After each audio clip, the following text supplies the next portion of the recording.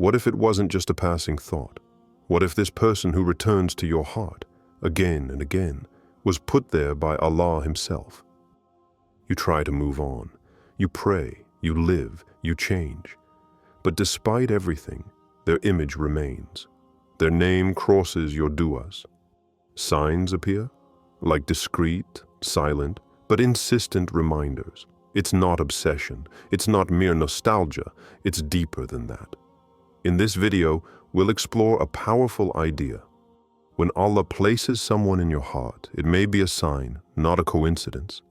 And as long as this connection is sincere and pure, these signs will continue to appear until the perfect moment, decided by Him.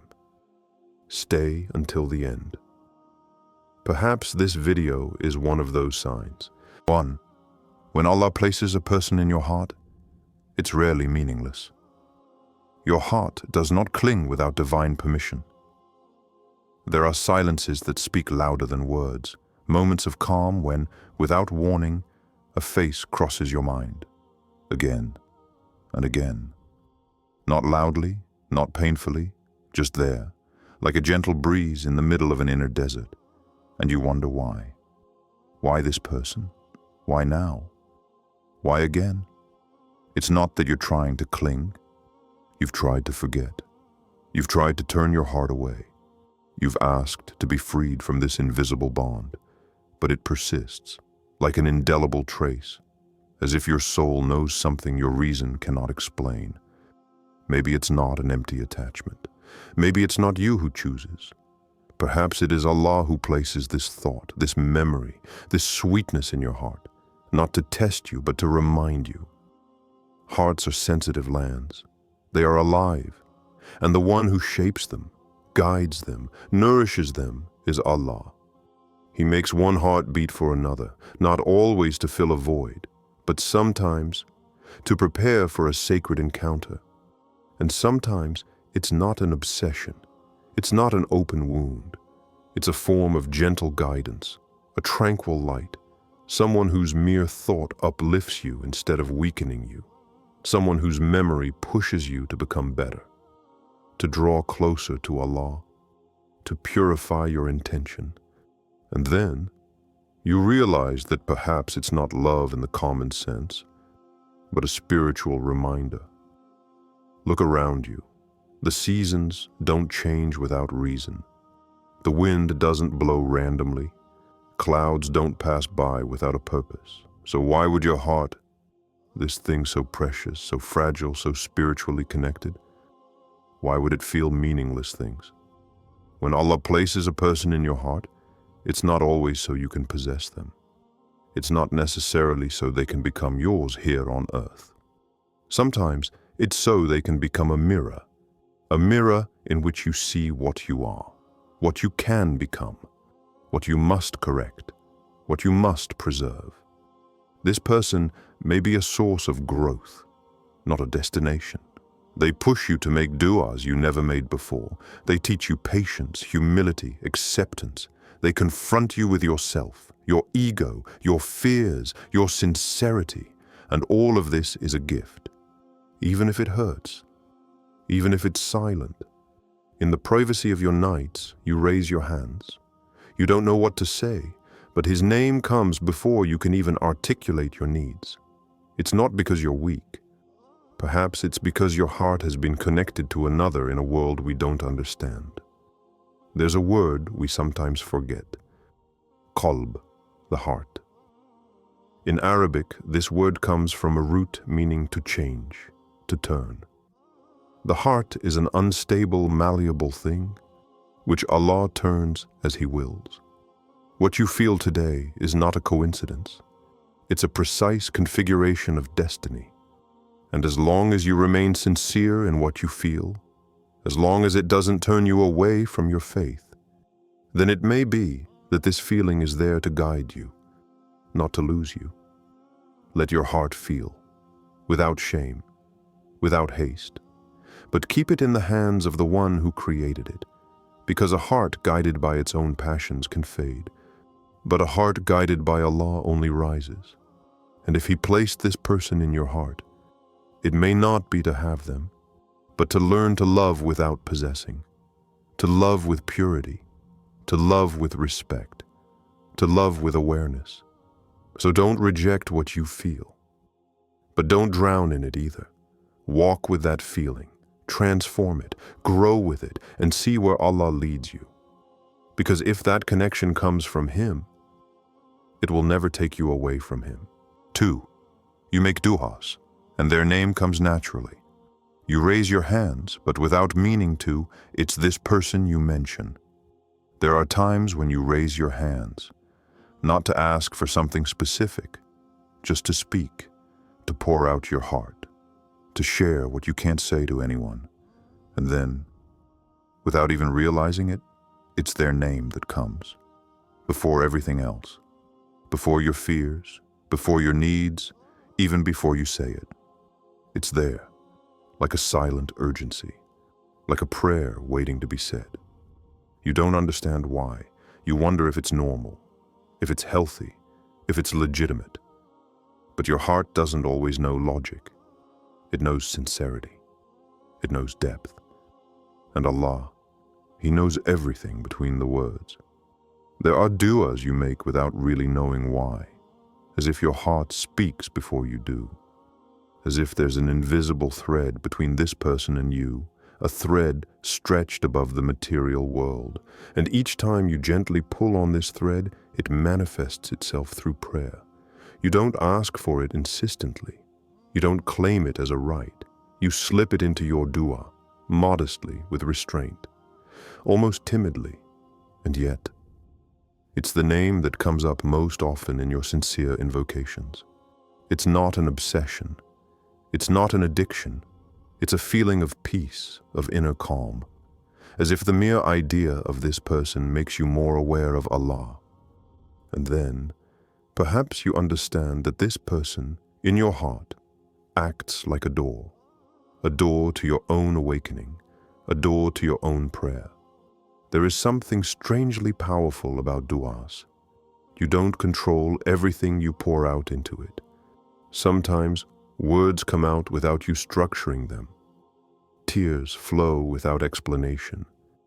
And that person's name slips into it, even if you had decided not to say it again. Even if you thought you had forgotten it. You have erased them from your social networks, from your life, from your habits, but not from your du'as. Because prayers don't lie. They reveal, and sometimes you make istikhara. You ask Allah to enlighten you. You say, show me what is good for me. Keep me away from what is not. And then signs appear. Not dazzling miracles, but coincidences, dreams, an inner peace, simple but powerful things. Like their first name that you hear randomly in a conversation. Like that song or that place that reminds you of a moment you've never even shared. As if the universe was subtly rearranging itself to show you direction. But be careful. Just because you feel it doesn't necessarily mean it's meant to be. That's where true power comes into play. Sincerity. Have you asked Allah what He wants for you? Or simply what you want from Him? Because there's a difference between imposing a name on your du'a and opening your du'a to what Allah has chosen for you.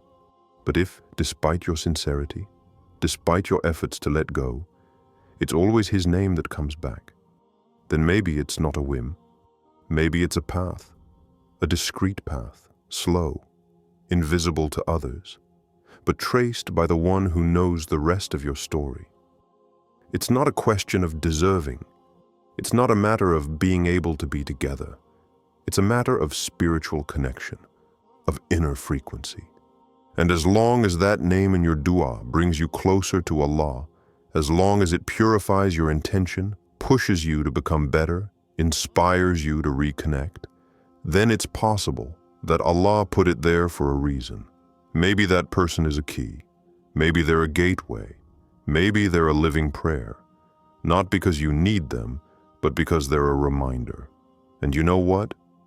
Even if that person is never part of your life, the simple fact that they inhabited your du'a with sincerity will be part of your sacred story with Allah.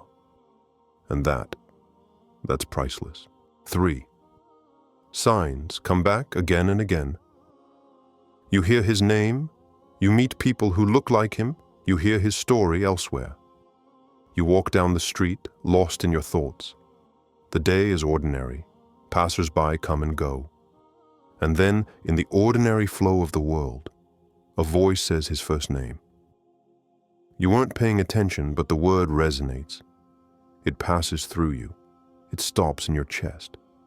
You continue walking, but your heart stops for a few seconds. It's subtle. It's nothing. But why did it touch you so much? Later, you open a video at random. It's not your usual subject, but you watch it and suddenly, a story, a situation. And it's exactly what this person is experiencing, or has experienced, or once told you. You don't try to understand, but something awakens, as if this reminder validates a feeling you'd tried to stifle.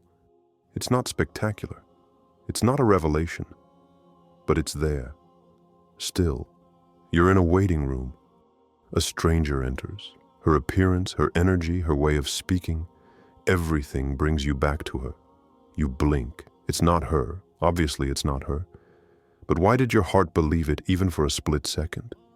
It's as if Allah is repeating a message, not to disturb you, not to disorient you, but to remind you. Because sometimes Allah doesn't send answers. He sends repetitions. Not to give you a conclusion, but to sharpen your listening. There's this phrase you've heard since childhood: what reaches you could not miss you, and what you missed could not reach you. Tirmidhi. And yet, you continue to encounter these signs, again and again, in different forms, at different times, as if Allah wanted to show you that this connection isn't over, even if it's suspended, even if it's distant, even if it's not yet understood. You've tried to move on, you've cut ties, you've changed your environment, but this person returns, not in the flesh, but in signs, like a soft shadow, like a silent presence, like a reminder encoded in the fabric of your daily life. And these signs aren't there to trap you. They're there to awaken you, not to make you hope blindly, but to teach you something. Because in reality, Allah uses persistent coincidences to speak to those who observe. And attentive hearts know, when something returns consistently, it is rarely meaningless. These reminders are spiritual tests. Would you cling to these signs, or rise up because of them? Will you idolize them, or interpret them with faith, perspective, and sincerity? It's not obsession that makes you hear her name everywhere. Perhaps it's your soul that is attuned to another, and it is Allah who plays the melody. And each note, each repetition, each sign is only an echo of something you haven't yet understood. You hear a voice. You meet a gaze. You dream of a strange scene where she is there, without really being there. And all of this isn't necessarily a call to pursue. Sometimes it's a call to prepare. Because you're not always the one who has to run toward what your heart feels. Sometimes you just have to be ready, stay present, and don't ignore the signs. Some signs prepare you, others test you, but they all have one purpose: to bring you closer to wisdom, to peace, to clarity, and deep down, you know it. There's a part of you that recognizes that this repetition isn't just an illusion. It's a common thread, a spiritual language, a code between you and the one who knows the secret of your heart. So listen, observe, don't rush, but don't close your eyes either. Because when Allah really wants you to see something, He doesn't send you a single sign. He repeats them to you until your soul can no longer ignore them. 4. Patience in waiting is a form of worship. You don't try to force destiny. You improve, you advance, but this person remains in your dua. There is a rare beauty in the calm of those who wait, without burning with haste.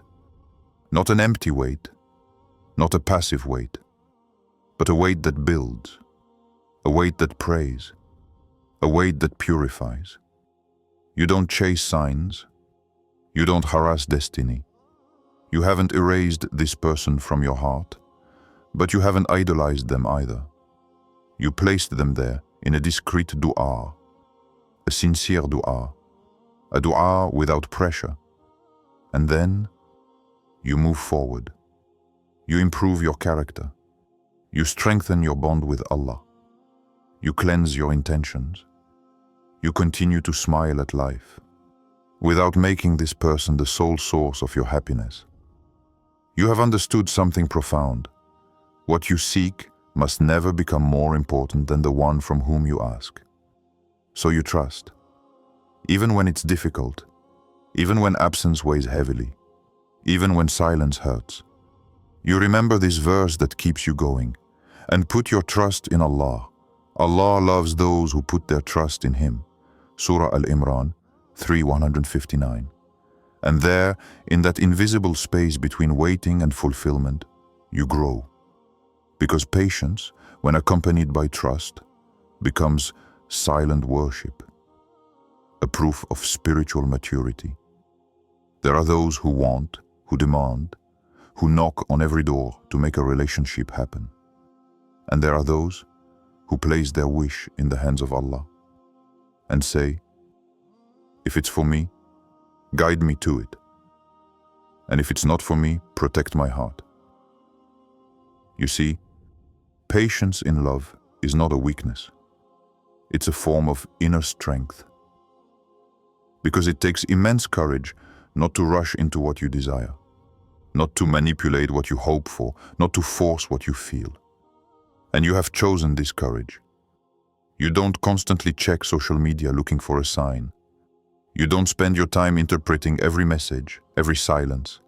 You have learned to entrust your affairs to the one who knows the invisible.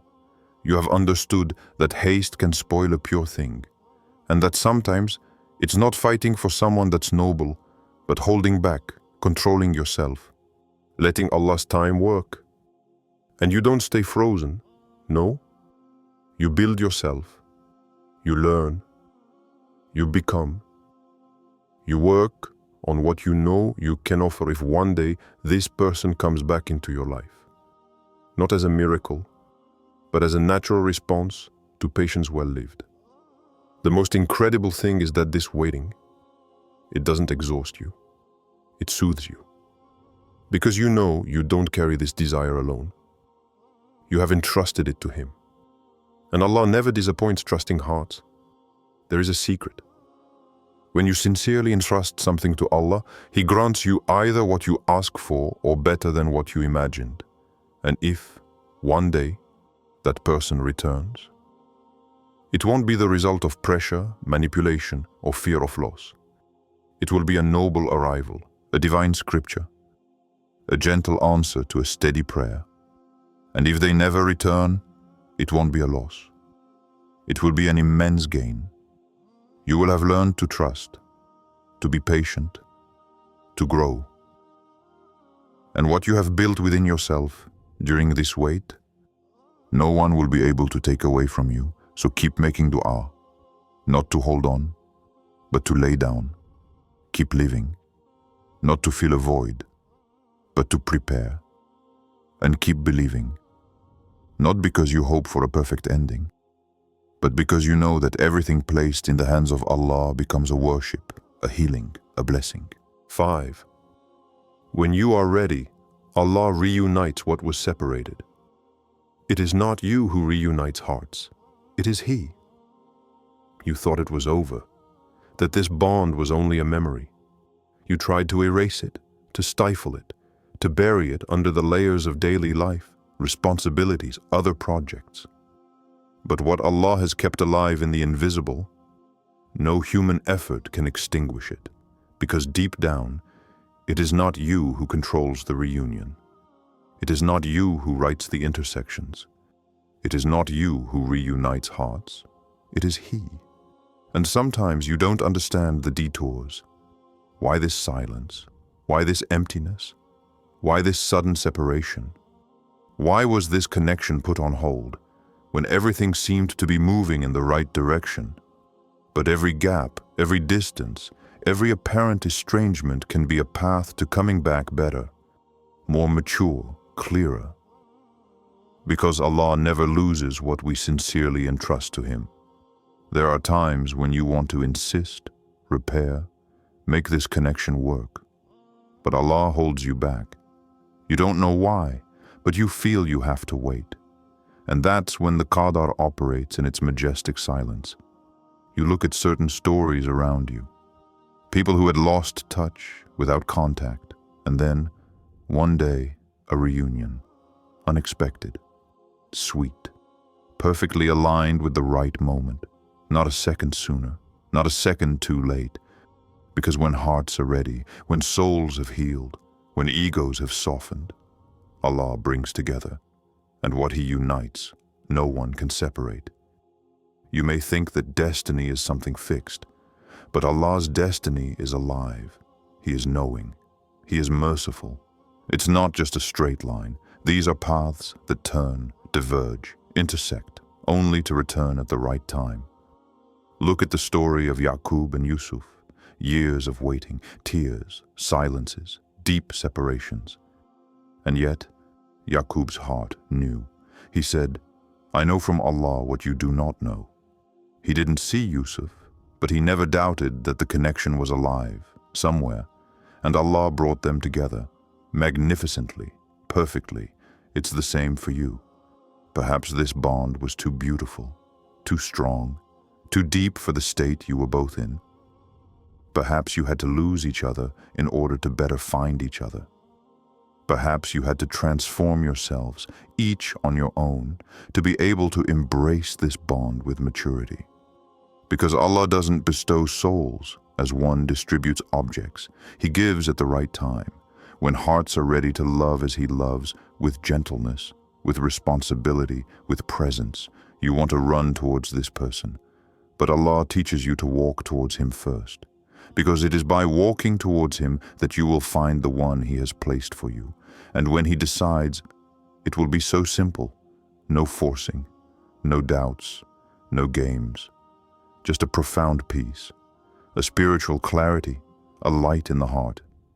You will look at that person and know it was meant for you from the beginning. But you just had to let Allah's time do its work. That moment may come in a cafe, in a mosque, at a corner of an event, or in a casual conversation that changes everything. But it will come at the exact moment you're ready, not before. What if it's not that person? What if Allah shows you something else? It won't be a loss, because by living this patience, this trust, this detachment, you will have learned to love in Allah, not with your ego, and that in itself is a miracle. Remember, you are not the one who unites hearts. You are not the one who writes the reunion scene. You don't choose the last page. It's Allah, and Allah never disappoints those who trust in Him. If Allah has planted this person in your heart, it may be because He is preparing your heart to welcome them for good. But don't chase signs. Don't get lost in expectation. Seek the one who placed this connection in your heart. Draw close to Allah, and He will draw you closer to what is truly for you. Make sincere du'as. Work on yourself. Love with faith, not fear. And if this message spoke to you, share it. Because sometimes a video like this can be the reminder another soul has been waiting for. Subscribe for more spiritual content, and never forget what your heart feels with purity. Allah sees it, and He responds to it at the perfect time.